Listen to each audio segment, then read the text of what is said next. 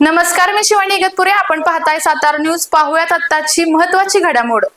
महाबळेश्वर शहराच्या मुख्य बाजारपेठेचे जवळपास 100 कोटी रुपयांच्या खर्चातून सुशोभीकरण करण्याचे मोठे आश्वासन हवेतच विरले की काय अशी भीती आता नागरिकांना वाटू लागली आहे. आकर्षक रस्ते, आधुनिक सुविधा आणि पर्यटनाला नवे रूप देण्याची स्वप्ने दाखवणारा हा प्रकल्प प्रत्यक्षात अत्यंत संथ गतीने आणि नियोजनशून्य पद्धतीने सुरू असल्याने संपूर्ण बाजारपेठ धुळीच्या थरांनी, अर्धवट कामांच्या दगडमातीने आणि खड्ड्यांच्या मालिकेमुळे ग्रस्त झाले आहे. या बातमीचा आढावा घेतला आहे आमचे प्रतिनिधी शान परवेज डांगे यांनी.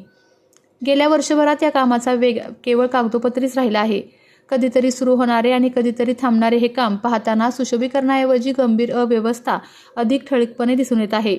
9 डिसेंबरपर्यंतच्या स्थितीनुसार PWDने 20 डिसेंबरपूर्वी दिनेश मेडिकल ते पोलीस स्टेशनपर्यंतचा रस्ता पूर्ण करण्याचे जाहीर केलेले लक्ष्य सध्या तरी पूर्ण होणार नसल्याचे चित्र आहे. ऐन गर्दीच्या काळात खोदकाम सुरू करणे, खोदकामानंतर लगेचच काम पूर्ण न करता रस्ते अर्धवट सोडणे आणि JCP रस्त्यावरच उभे करणे, त्यामुळे बाजारपेठेमध्ये सतत वाहतूक कोंडी निर्माण होत आहे. या अव्यवस्थेमुळे स्थानिक व्यापाऱ्यांच्या व्यवसायावर मोठा नकारात्मक परिणाम देखील दिसून आला आहे. देश-विदेशावरून येणाऱ्या पर्यटकांची गैरसोय होण्याचे चित्र समोर येत आहे. धुळीचे भनान वातावरण, डोळ्यात जळजळ, श्वास घेताना त्रास आणि वृद्ध लहान मुलांसाठी अत्यंत गैरसोयीची परिस्थिती बाजारपेठेत निर्माण झाली आहे.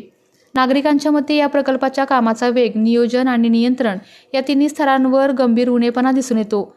शहराला अधिक आकर्षक आणि सोयीस्कर बनवण्याचा सुशोभीकरणाचा मूळ उद्देश पूर्णतः बाजूला पडला आहे.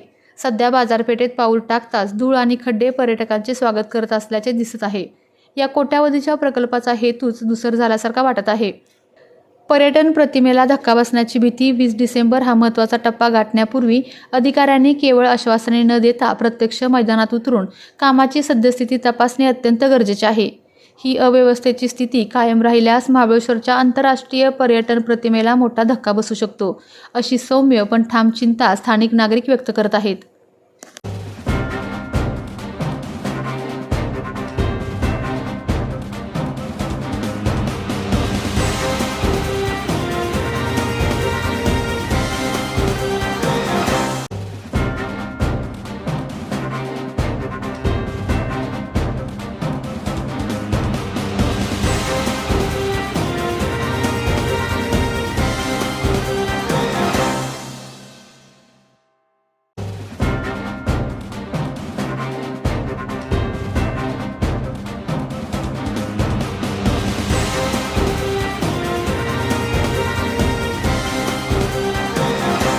आपल्या तालुक्यातील जिल्ह्यातील बातम्या सर्वप्रथम पाहण्यासाठी आजच सातारा न्यूजला YouTube चॅनलवर सबस्क्राईब करा, लाईक करा, शेअर करा आणि बेल आयकॉन प्रेस करायला विसरू नका.